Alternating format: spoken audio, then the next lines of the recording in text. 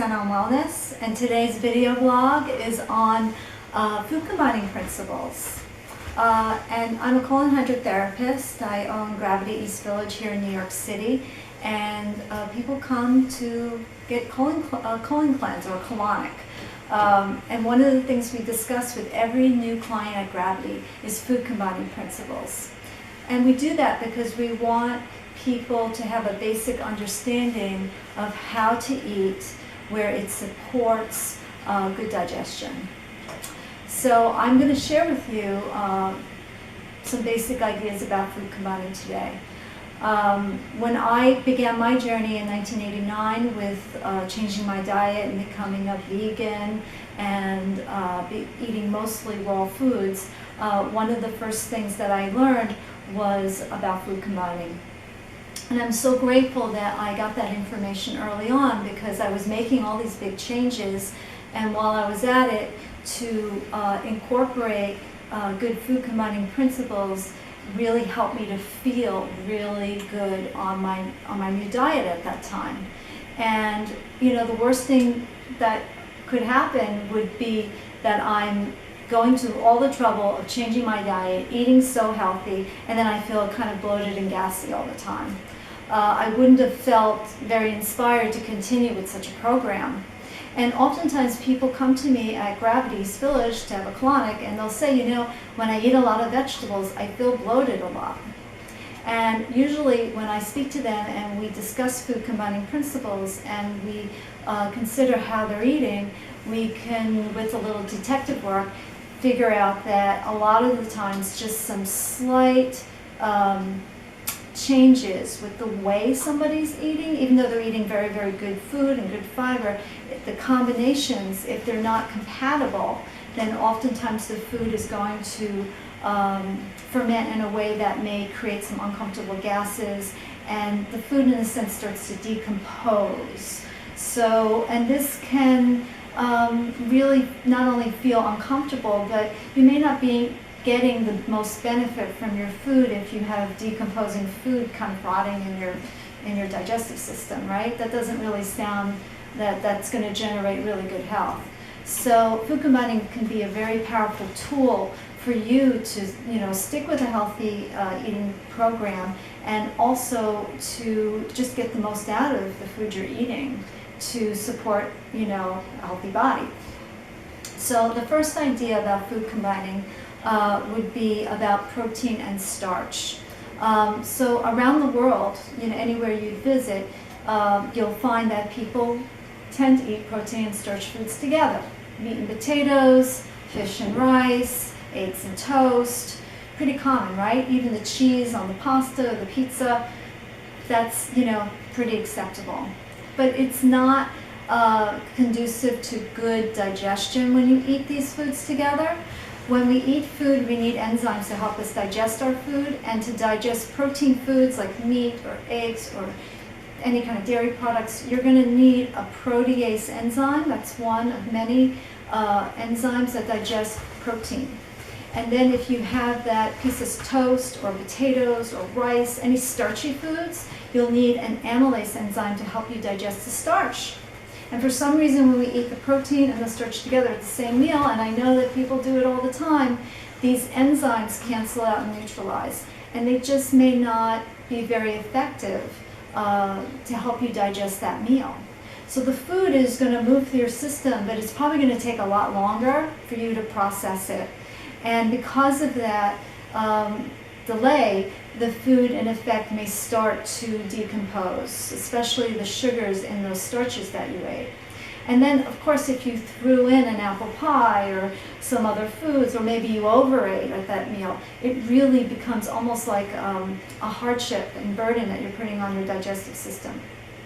So ideally, you know, to create ease in the body, to support your body, you want to eat more simply, and you want to do some good food combining principles. So if you do eat animal protein, I mean, I'm vegan, but I support whatever works for people. You know, I think that everyone is on their own journey in terms of their choices. So if you eat, let's say, a piece of fish, you're going to have it with a salad or some steamed vegetables, So vegetables and protein, that's a good thing. But you would not eat the rice, you would not eat the starchy foods with that piece of fish. But if you're in the mood for the rice or that piece of bread, then you'll have it also with vegetables, and you could have a fat with that.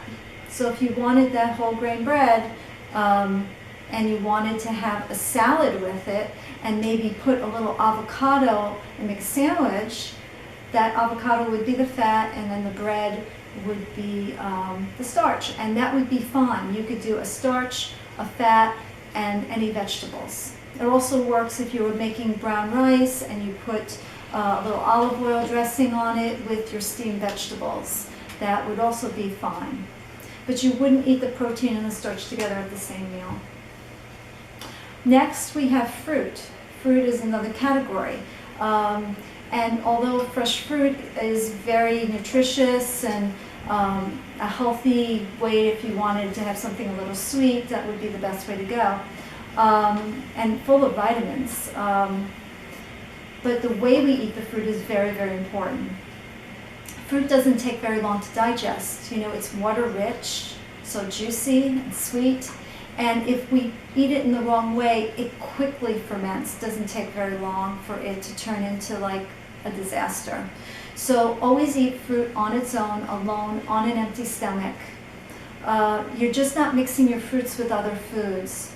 But every morning I have a green smoothie, and I put a green apple and the berry of my choice. This morning it was raspberries, and that works. I can put my fruit with my greens. So I added some baby spinach this morning and sunflower sprouts, and I blended it up with some water, and I made a wonderful breakfast for myself.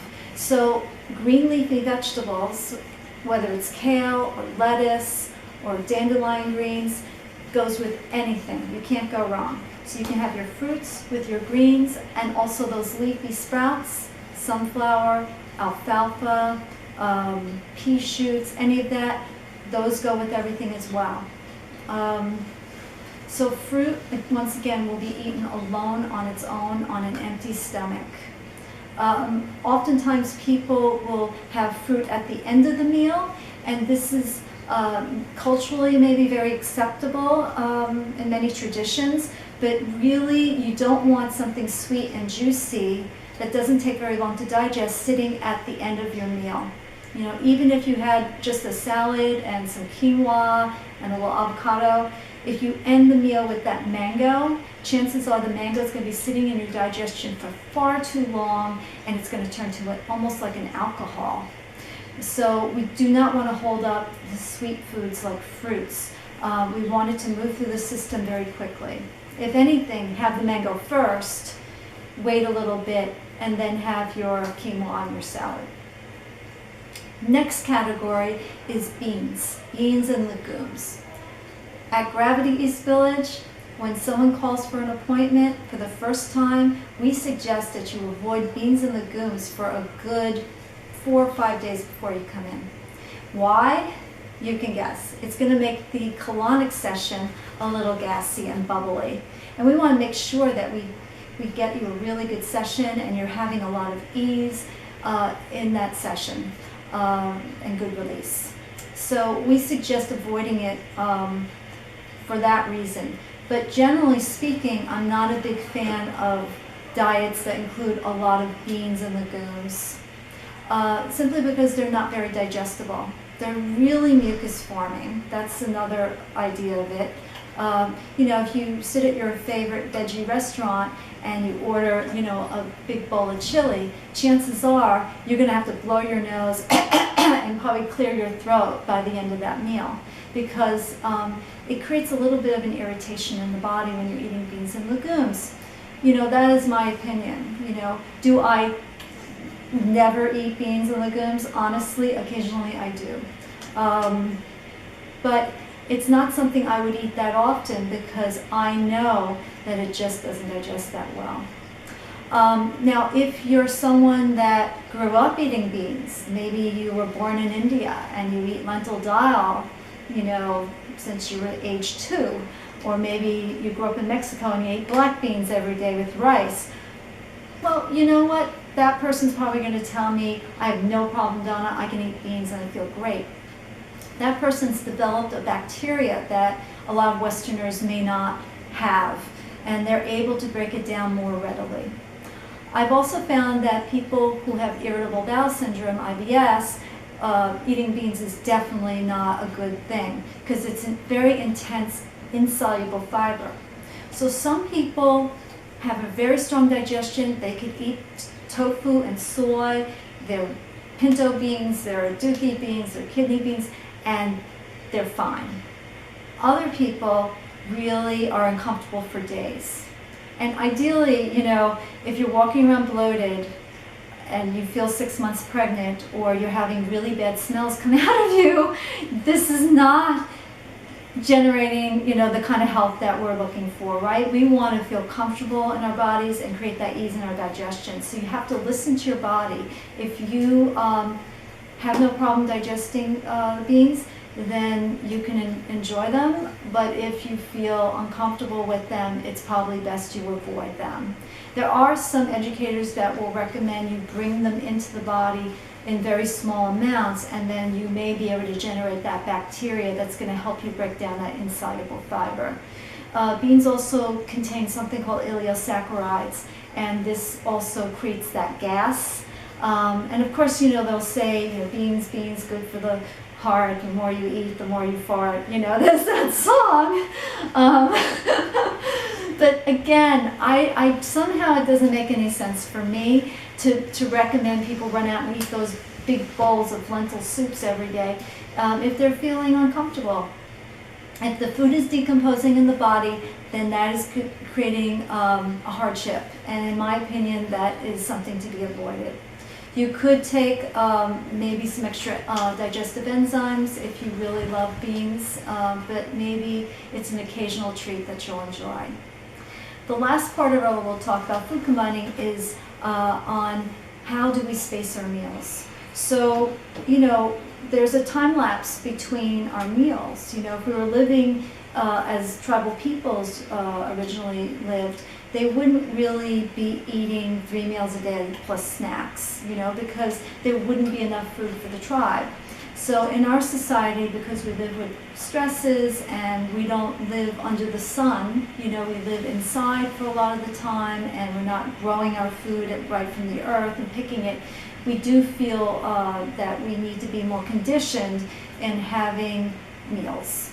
So spacing meals is very appropriate. If you are snacking all day, this may be another reason if you're feeling uncomfortable with your digestion, because we need to allow for that food to leave the stomach and to digest before we bring in more food. If we overwhelm the system, then we probably will not effectively digest our food. And of course, if we're eating all the time, then we may be also interfering with proper absorption. So ideally, if you're eating, let's say, a fruit meal, it may only take, if it's an apple, maybe about 20 minutes to digest. If you're having a green smoothie, you might want to wait like an hour or 2 hours, depending on how big it is. But let's say you like your animal protein and you're having maybe an omelet, you're having some eggs, and you're having some cooked vegetables with it. Believe it or not, I would recommend that you wait at least 6 hours before eating again.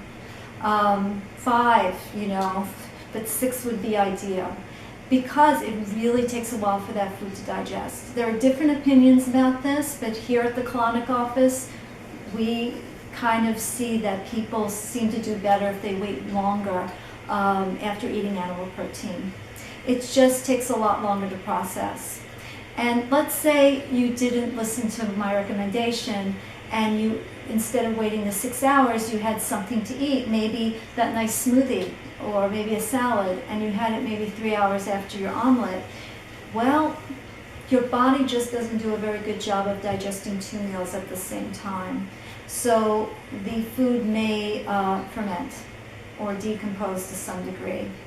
And your body will always direct its energy to the most urgent need, which is any brand new food coming in. So that apple that you might eat as a snack very soon after you've eaten your lunch, energy will go to digest that new food, but the food that's in progress, that omelet, let's say, is going to slow down in its processing and once again may start to decompose in the body and create nasty gases and toxins. You know, when the food is fermenting, it's creating poisons and toxins that are unwanted.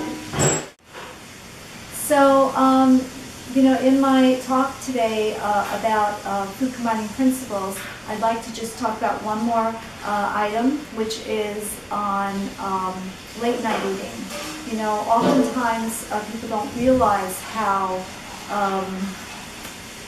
when we eat after 8 o'clock at night, it can really interfere with our digestion. The food will ultimately take longer to process because digestion is most optimum between noon and 8 p.m. So if you're finishing up a snack or a dinner, you know, at 9 o'clock, 9:30 at night, this is going to really have an effect on how well you digest your food. And also in these hours, assimilation, where we absorb, extract, and utilize the nutrients from the food that we ate earlier in the day, it's really prime during those hours. And we want to support that. But when we're snacking, digestion will, you know, take on a prominent need. And that energy will be applied towards that instead of assimilation. Also, the food may wind up sitting in your belly all night. So if, let's say, you go to bed around midnight or around that time, chances are the meal will need more hours to digest, and you may be sleeping with food partially digesting in your system. And of course, when we're sleeping, our respiration slows down, and our heart rate and our pulse, but also our digestive capacity. So then you wake the next morning and you may have something to eat at some point and you may feel, whoa, like not so good. Also, you may wake up not feeling very refreshed, and of course that's when people reach for their coffee. You may not need the coffee if you follow food combining principles. So these are all just tips that I'd like to share with you on ways to improve your health. And I thank you so much for listening, and we'll see you soon at the next Axon on Wellness class or at Gravity East Village.